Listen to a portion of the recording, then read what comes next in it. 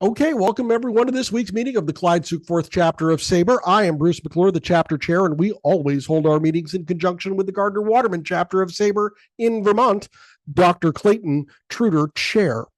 I want to take a moment to ask if anybody has any news or notes that they'd like to share with us, that something that they're working on, or anything baseball related. I do see Greg Fagley here tonight from the New York Giants Preservation Society. Greg, how you doing this evening? Great. Thank you. The New York Giants Preservation Society has a plethora of videos, most of them relating to books or speakers on the Giants, both in New York and San Francisco. And if you haven't checked them out, please do. Just go to YouTube and search them out. And I think you'll enjoy it if you're a baseball fan. So let's get started with our feature presentation. At SABR 51, we learned about Harry Simmons, who single-handedly and by hand built the AL and NL schedules for 3 decades. This year, we're going to hear about another aspect of Simmons's remarkable career in baseball, his dozen years writing the weekly Saturday Evening Post series, So You Think You Know Baseball. Each article posed a game scenario and asked readers to consider how umpires would call the play. The correct answer appeared near the back of the magazine. In its first appearance in June 1949, it elicited thousands of reader disagreements with the still controversial fourth out rule. In addition to its entertainment value, the column contributed significantly to efforts beginning in 1950 to clarify and revise the rules of the game. David Simmons is a retired engineer who currently lives in Toronto, Canada. He is the son of Harry Simmons, who was a baseball executive, historian, and author. David attended many World Series games and All-Star games with his father during the 1950s and 60s and donated his father's extensive collection of papers, books, and baseball memorabilia to the Canadian Baseball Hall of Fame in 1998. In the past, he has been a fan of the Boston Red Sox and Montreal Expos, but he currently roots for the Toronto Blue Jays. David Simmons, you may unmute, my friend, and I want to welcome you to Northern New England. How in the world are you? That's great. Thank you, Bruce, for that introduction. It is all yours. I am just going to turn it right over to you, and we can't wait to see this. I want to thank Kartik, Kartik is your son-in-law or your son? My son-in-law, yeah. Your son-in-law, who is acting as tech support tonight. He's doing a great job, and I appreciate him being with us. Go ahead, David. Okay.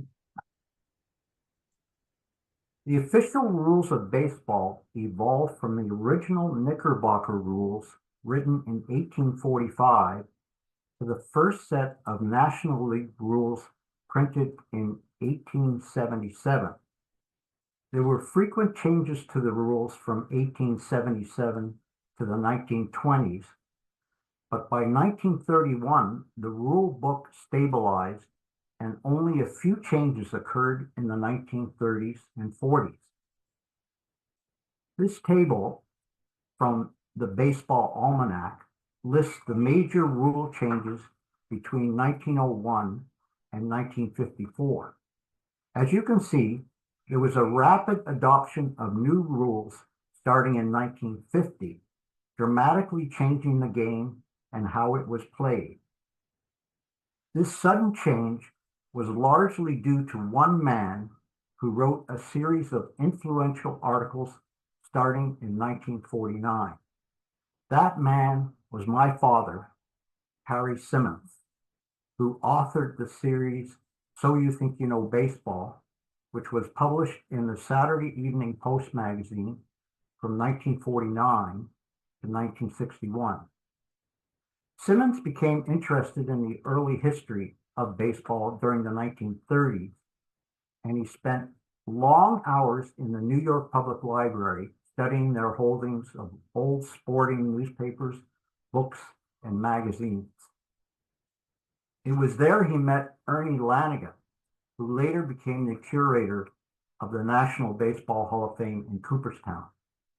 Simmons was soon doing research for the major baseball writers of the day, including Taylor Spink, Hy Turkin, and Lee Allen. Simmons published many papers on the evolution of the rules of baseball, in various baseball magazines of the time, and he became an expert in this area. In 1946, after serving in the U.S. Army during World War II, Simmons became the secretary of the International League, which had its league office in New York City until 1953, when it then moved to Montreal. In July 1951, he served as an expert witness representing baseball at the Congressional Cellar House Judiciary Committee, which probed monopoly influences in organized baseball. His testimony resulted in a decision by the committee which was favorable to organized baseball. He was also busy with as the schedule maker for the major leagues from 1953 to 1982. I talked about this important aspect of his career last year at the SABR conference in Chicago. He accomplished this tedious and difficult task in the days before computers, helping the major leagues in their rapid expansion during the 1960s and 70s. One of his many responsibilities at the International League was the hiring, firing, and management of the umpires who worked for the league. Simmons would hold conferences to discuss the rules and to review calls the umpires had made during the ball games. They would frequently call him up to ask about some of the unusual plays on which they had to rule. He soon realized that some of the umpires were of the opinion that they don't have to know the right answer unless the managers do. This was, of course, before the days when umpires had to be graduates of one of the professional umpiring schools. He started to compile some of the oddest plays, and in 1949, he submitted a package of them to the very popular magazine, the Saturday Evening Post. The Post was published weekly from 1897 to 1963. It was one of the most widely circulated and influential magazines in the United States, with a circulation of over 5 million in 1955 and over 7 million in 1960. It was probably best remembered by its front covers, which usually had an amusing illustration by Norman Rockwell. The initial article of So You Think You Know Baseball was published in the June 11th, 1949 issue. The Post had a stable of artists working for it, and they chose Willard Mullen to draw the cartoon which would accompany the article. Mullen was best known for his creation of the Brooklyn Bum personification of the Brooklyn Dodgers baseball team, and he really brought some fun to the articles. Doesn't look like the LA Dodgers these days.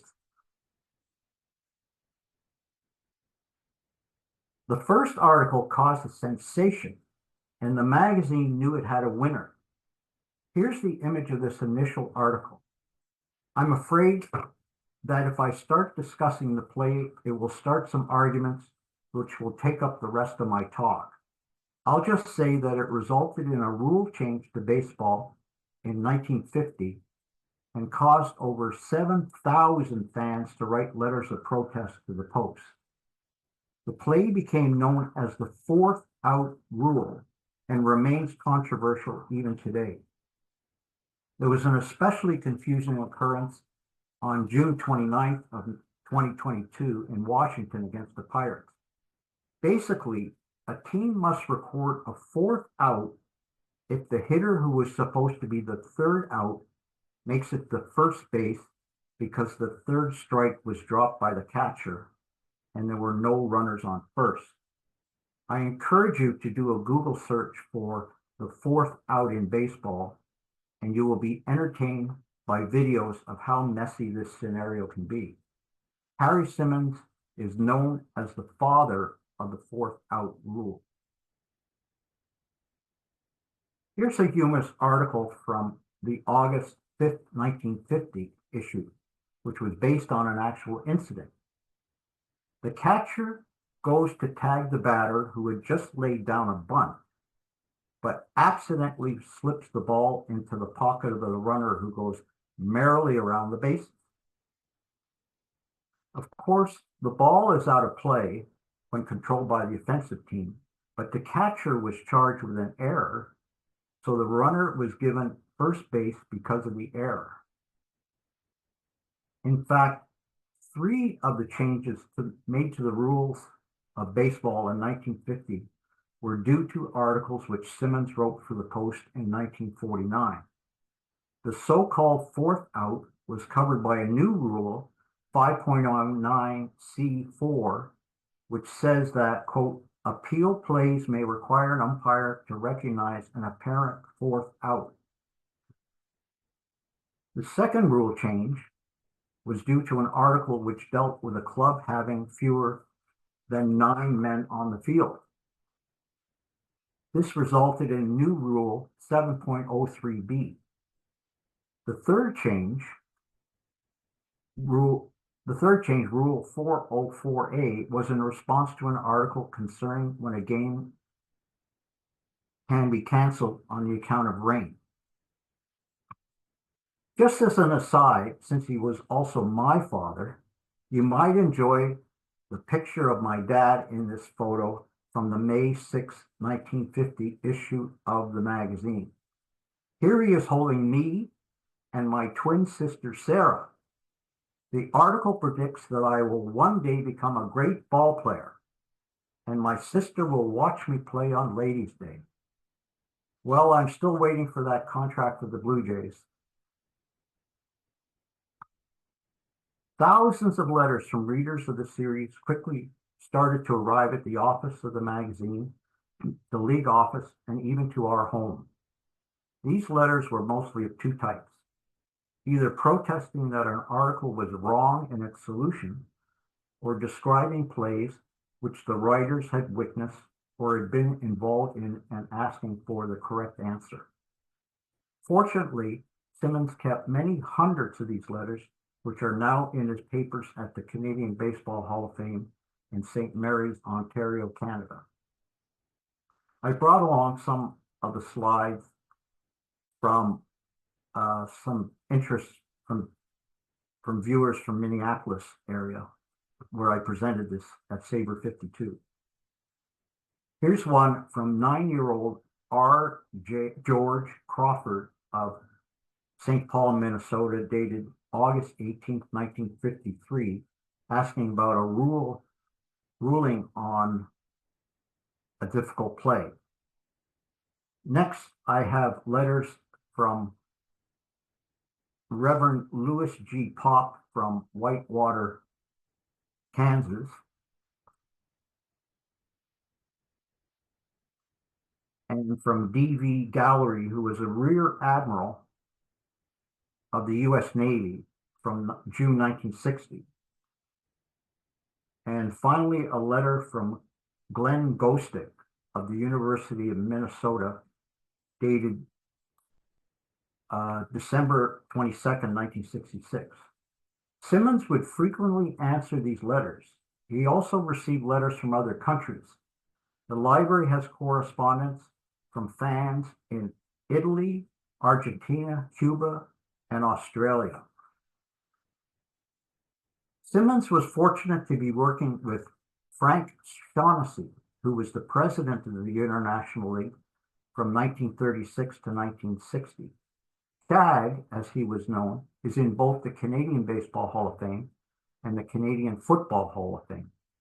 Mr. Shaughnessy, whom I fondly remember, was probably the most knowledgeable person on the rules of baseball, having been a player, a manager, an executive, as well as a member of the Baseball Rules Committee for many years. The Ottawa SABR chapter is named after him. My father and Shag would spend many hours in the International League office discussing the rules whenever a team of league umpires would stop by to discuss a tricky play or to solve the riddles outlined by letters from fans. Here would be 6 seasoned baseball men sitting around Shag's office literally chewing tobacco with a spittoon and a handy plate. I think it is amazing and little known by baseball historians that these men were changing the future of baseball. Here's another article which resulted in a rule change. When it was printed on May 10th, 1952, no rule covered this situation. Say the runner who was on third base breaks for home when the batter lays down a bunt along the third base line. The bunt is in foul territory, but heading towards being a fair ball. The runner realizes that he will probably be thrown out if the ball ends up being fair, so he kicks the ball to stay foul. Is this a case of interference? When the article was published, no rule covered this situation, and the ball would be deemed a foul ball. But after the article appeared, Section 7.09C was added to the code, which states, quote, "It is interference by a batter or a runner when he intentionally deflects the course of a foul ball in any manner." The series ran in the Post until 1961, when the magazine had financial difficulties and closed down. Over the years, Simmons received many offers from publishers who wanted to print the articles in book form. Finally, in 1960, he accepted an offer from Fawcett Publications, which printed the articles in 3 separate editions, which sold over 500,000 copies. The first edition sold for 25 cents, the second for 40 cents, and the third for a whopping 60 cents. Starting in 1970, Baseball Digest carried the series, but with updates to the names of the players involved. When Frank Shaughnessy retired in the 1960s, Simmons replaced him on the Baseball Rules Committee, where he served until his retirement in 1981. He would often receive phone calls at the office or even at our home from sports writers asking questions about the rules and about strange plays. I'll discuss just one such inquiry from Dick Young of the New York Daily News. On April 19, 1977, the Toronto Blue Jays were away in New York to play the Yankees. It's the bottom of the 4th inning with the Jays ahead 4-0, with Jerry Garvin pitching for the Jays and with Jimmy Wynn on third base and Lou Piniella at bat for the Yankees. Garvin winds up and he hesitates, so a balk is called by the third base umpire. Garvin pitches anyway, and Piniella lines for a double into left center field. The umpire ruled that the ball was dead when he called a balk and erased Piniella's double, but allowed Wynn to move up 1 base to score. Piniella was sent back to home plate to continue batting, where he ended up striking out. The Jays won the game 5-1, and the Yankees protested the match. Young quoted the rule, quote, "The ball is dead, and each runner shall advance 1 base unless the batter reaches first on a hit, and all other runners advance 1 base, in which case the play proceeds without reference to the balk."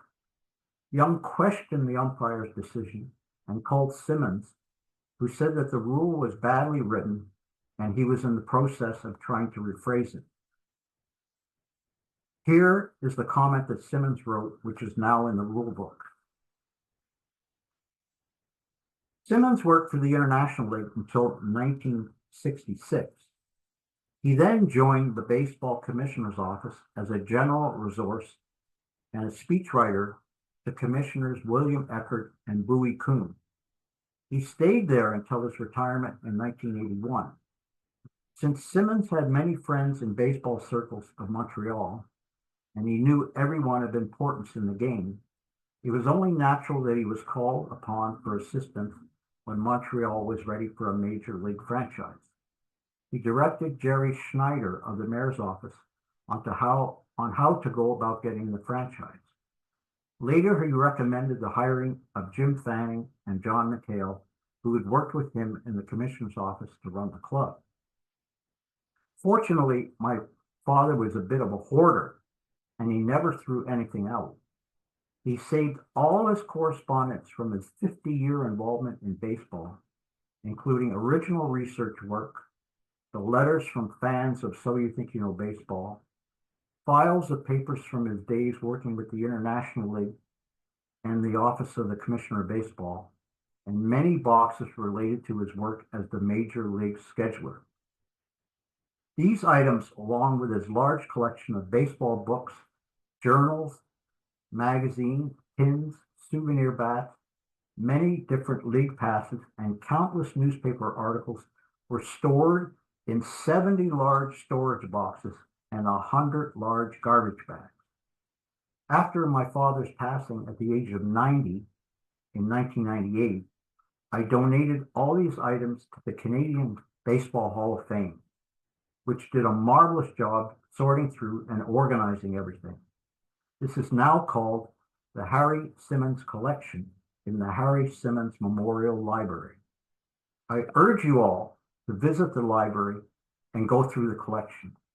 It is a fascinating resource of baseball history with many unknown facts ready to be discovered. John Thorne of SABR said that given Simmons' reputation as a researcher, there are likely many items of historical significance in the collection. Thank you. I got to ask the question, excuse me, because you didn't quite touch on it much in your presentation. Your father was the scheduler for Major League Baseball for about 30 years, correct? Yeah, from 1954 to 1983. Yeah. So I've got to ask the question because I understand that he did it all by hand, and I've only heard basic stories. How in the world did he do that every year?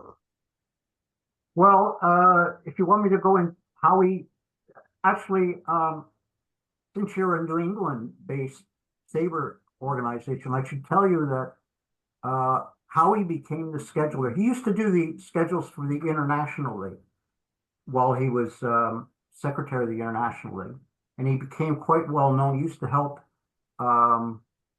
with the scheduling, and both major leagues had used the same scheduler from 1914 to 1953. He was a Boston banker. I'd have to look up his name. But in April of 1953, just 4 weeks before the start of the 53 season, the owner of the Boston Braves suddenly announced that he was going to move the Braves to Milwaukee. Mm-hmm. And it was a dilemma for the National League because the schedule was already set up for the National League. And as you know, Milwaukee's over 1,000 miles from Boston. And there was no way that Milwaukee could use the Braves schedule. So the president of the National League phoned up my dad and said, "Can you help us out? We got a real dilemma. We can't make this move in from the Braves work." So my dad studied the schedule, and within a couple of days he realized that if the Braves were given the Pittsburgh Pirates schedule and Milwaukee was given the Pittsburgh schedule and swapped those two, it would work out. The mileage would work out and it would be minimal disruption. So they were really amazed at this solution. And so they asked my dad to be the scheduler for the 1954 season. And he continued every year after that. But to answer your question, my dad was a genius, and he had spent early years. He was a chess champion, and he had the know-of-all how to plan chess moves, and I think it was directly related to scheduling that he was able to move from being a championship chess player to the schedule maker. Does that help you at all?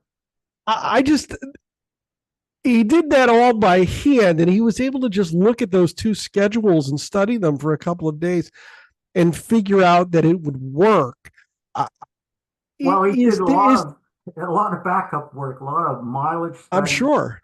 And I used to watch him when I was a kid doing the scheduling, and it was just like watching a chess master move the pieces around the board, because he used to have these long sheets of paper and he'd start scheduling like 4 games here, 4 games there, and he could visualize how this was going to work with 162. In those days, initially it was 154 games and 8 teams per league, but then expansion. Yeah.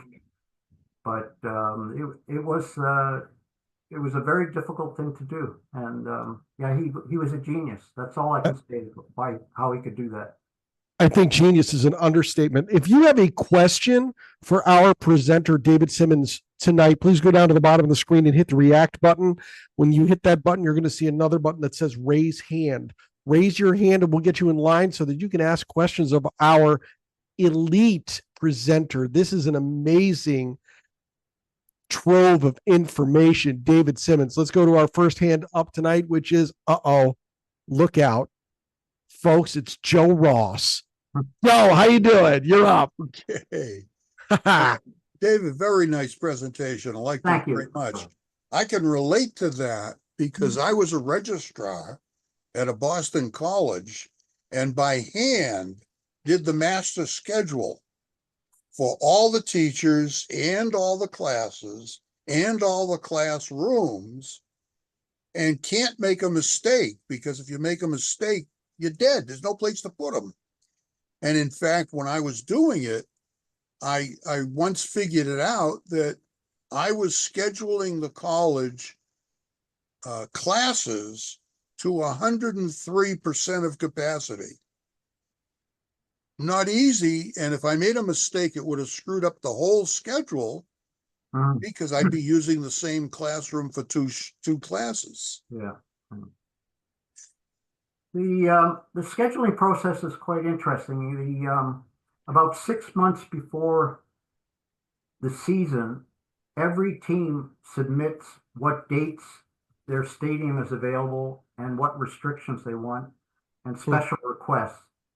And the joke I told at the SABR presentation is everyone wanted to be home on Father's Day, but away on Mother's Day. I had the same thing in the sense that I had teachers who wanted to work in the morning, but not the afternoon. Right. Other teachers wanted to work 4 days a week instead of 5. Right. I even had one teacher who wanted to pick his own classroom. Right. And I also did a matrix to find out what students wanted to take when they were taking something else, and avoided, I would say, 99.9% of those conflicts for everyone. Although I did have one meeting with a department where somebody said to me, what will you do if there's a conflict between what the students wanted and what the teacher wanted? And of course, I made great friends that Bruce will appreciate, because I looked him in the eye and I said, given the choice of doing what's best for the students and what's best for the teachers, I'll screw the teachers every time.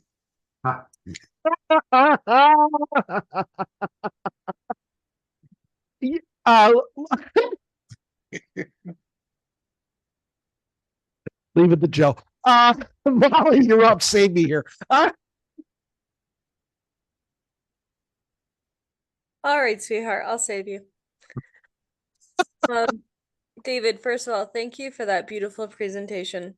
What a wealth of knowledge you have about your father and what a special person he was.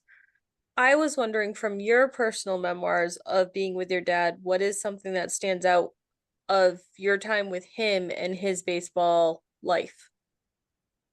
Well, I was very fortunate because of course, he was working largely in New York when when the Yankees they won like 5 World Series in a row, and I was able to go to a lot of the games in the 50s and 60s in New York. And then the baseball meetings that he had at the All-Star games, he would take me along, and I had fond memories of traveling to Houston and Washington in '68, and I was a very fortunate to, you know, as a young boy and a teenager, to be able to meet all the senior people in baseball and go to all these amazing games, and that I had very fond memories of that. So. Thank you. Dan Mason has become the official scorer for tonight's contest and has ruled that Molly is entitled to a save. So that's a good thing. That's her first in her career.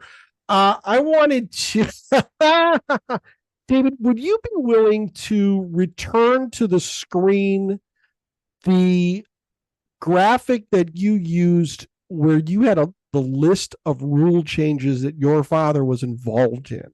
Okay. Because that list was Okay. something to see. Right. I didn't get a chance to have to let Kartik know I was doing this. Okay. That's a second. Yeah. I'm going to blame Joe Ross. He threw me off on that.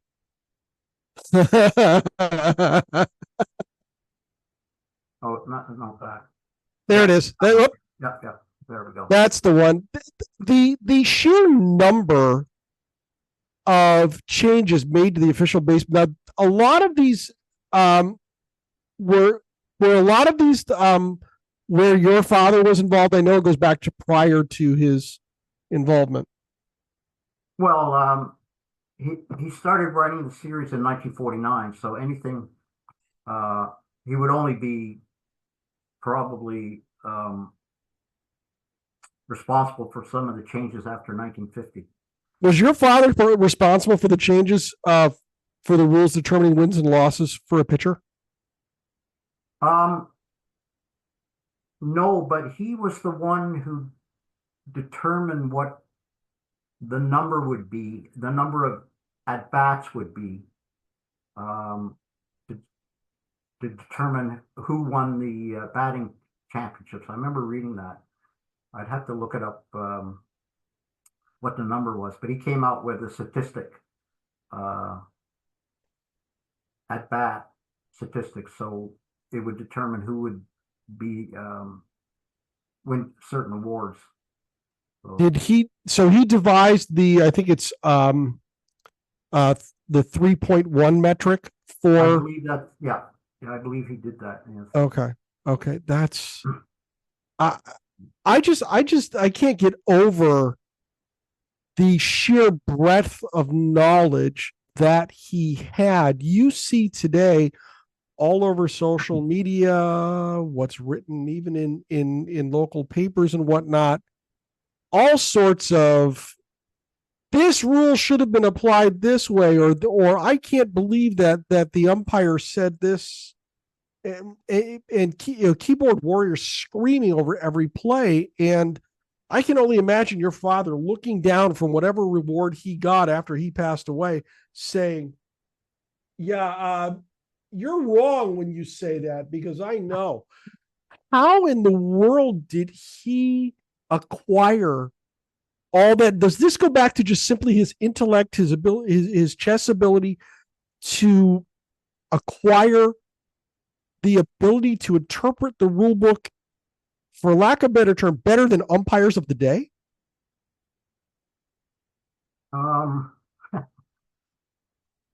Well, he wrote a number of articles, and he did a lot of research for baseball writers in the 1930s and 40s, and So he had a very good knowledge of the origin of the rules. And so he was able to, and he had a brilliant mind. So he could, you know, he should have been a lawyer because he had a brilliant mind like a lawyer, and and he applied it to the rules of baseball. Actually, we were talking about that statistic he came up. What was it? 3 point. The multiplier for official plate appearances or at bats to qualify for, say, a batting crown. Yeah, I have it written down here. In 1990, my dad won an award from SABR, the SABR Salute Award. And Bob Davis wrote an article about him that's available online if you want to look it up. In the 1990 SABR Salute Award. And that has all the statistics that he had related to numbers that he derived. You should be able to go to saber.org and get into the search box for the research collection, type Simmons in there, and it should come right up. I want to go ahead.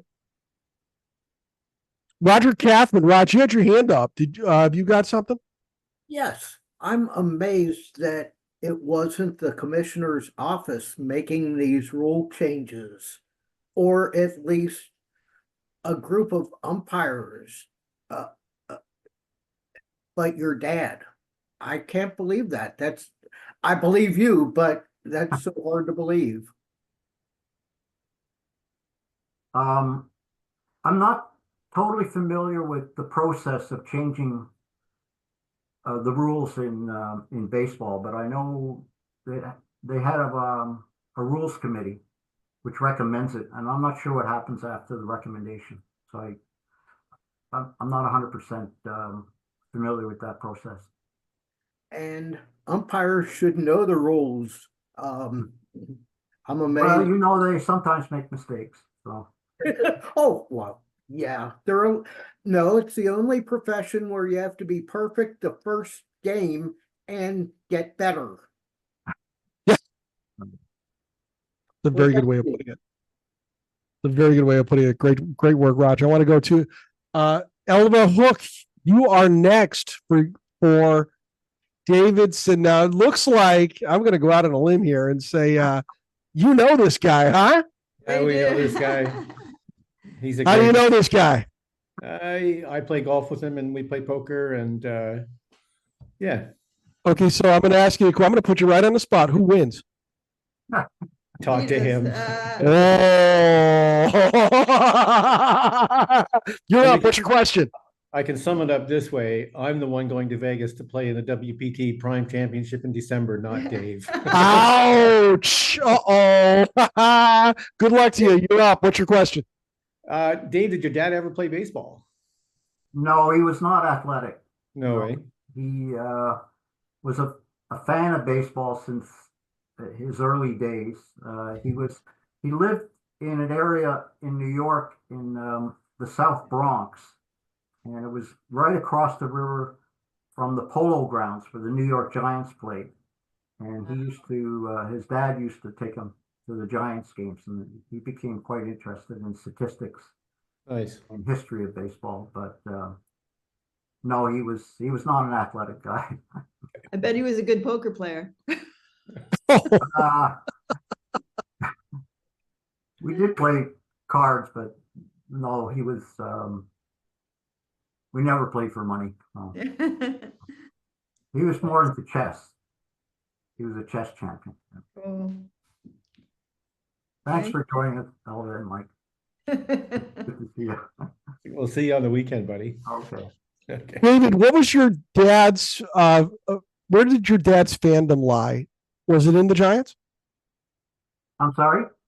Where did your father's fandom lie? Who was he a fan of? Yeah, he was always a Giants fan, and then when they moved, he became a Mets fan. I heard him say anything good about the Yankees, actually. He didn't get along with George Steinbrenner at all. And Oh, really? and Steinbrenner tried to pin. I talk about this in the scheduling. There was a series where the Yankees had a game against Boston at home, and it went extra innings, went after midnight, and unfortunately the schedule called for them to do an afternoon game, a double hitter in Milwaukee the next day, and so Steinbrenner said, and the Yankees ended up losing both of those games. And Steinbrenner blasted him, saying, "Who in their right mind would schedule a night game in New York and the next afternoon have two games away?" And he blamed the schedule maker for the losses of those three games. And in reality, originally my dad's schedule called for an afternoon game in New York, but Steinbrenner moved it to an evening game because he was thinking they'd get more fans. And the next day those two games in Milwaukee were not on the schedule. They had arranged to have a rained out game played, so they turned it into a double header the next day. So it really wasn't in the schedule, but he got he blasted him, and I have a New York Daily News saying Steinbrenner blasts schedule maker. So they didn't get along very well. So what you're saying is that your dad was in a rather large and exclusive club of people who were blasted by George Steinbrenner. Let's go to Ryan McClanahan. Ryan, how you doing? Good. Thank you so much. David, this was awesome. Thank you. So I actually just when I was looking over your list of rule changes there, I just realized something. I remembered that Gabby Cratheth had back in the 1910s, he was caught in a rundown and he caught the baseball and he threw it up into the stands and ran home. And they said that he changed the rule on that, but what I just realized it didn't change until 1931. Are are you are you aware of any rules changes that have actually I guess lasted as long? I guess not lasted, but were changed like decades later. Well, I'm afraid I'm not. I'm not my dad. I don't have the knowledge of the baseball rules. So I think you're asking the wrong person. Oh, okay. Well, also, were there any games that you went to that you really enjoyed? Anything that stood out to you as your favorite game? Well, Good question. I saw Willie Mays do the catch running backwards in the All-Star game in 1968. I was there, and he made this unbelievable catch over his shoulder, right against the outfield fence, and it was just something that sticks into my head. And Wow. yeah, and that whole weekend of going to the All-Star game, because the executives of baseball got invited to the White House, and we had a reception, and I met all these. I met Hubert Humphrey was there, and I met, and I was an 18-year-old kid, and I was sitting at a table with senators and Hubert Humphrey, and it was amazing. So I remember that quite well. That's something Wow. I appreciate. Yeah. That's awesome. Thank you so much. Appreciate it. All right. Do we have anything else for our presenter, David Simmons, tonight? Going once. Yeah, I got another one for you. Go. Here it comes, folks. Buckle up. Joe Ross is back. No, it just occurred, not occurred, but I just thought about it. And people argue over the rules all the time. The players don't know the rules either. So, I expect arguments. I know when I was a scorer, I had one player hit a fly ball, was caught in the outfield, and the runner at second tagged up and went to third. The player wanted me to give him a sacrifice fly. And after I stopped scratching my head, I said, don't think so. It just shows that they don't know the rules either. It's very interesting that this is a game that has such an extensive rule book that there are rules that have never really been seen by some ball players throughout their entire career. And then there are some that are widely misinterpreted, and some that should have been changed years ago, but that's another story altogether. Last call for David Simmons. All right, well, we're back next week, Monday, October 28th, with fellow SABR member Michael Kane, who will be giving his SABR 52 presentation entitled, Is It Authentic? The sign-up link is available in the SABR events calendar at sabr.org/events and is included in the meeting schedule booklet that is circulated each Monday. And finally, if you're a baseball fan watching on YouTube and you like what you see, please like this video and subscribe to our channel to be alerted to each of our uploads. And if you're not yet a member, you need to join the Society for American Baseball Research, the premier baseball community. Offering an amazing baseball buffet of options to explore your fandom, SABR boasts more than 35 different research communities, over 80 regional chapters, and innumerable opportunities to connect with baseball minds across the world. For more information, go to sabr.org/join today. David Simmons, you are fantastic. This has been a great presentation, and I'd like to thank you very much for doing it. Thank you. Thanks, Dave. There you go. A little round of applause for him. We appreciate you. Let's get everybody out of here. Have a good night, everybody, and we're going to see you next week. So long.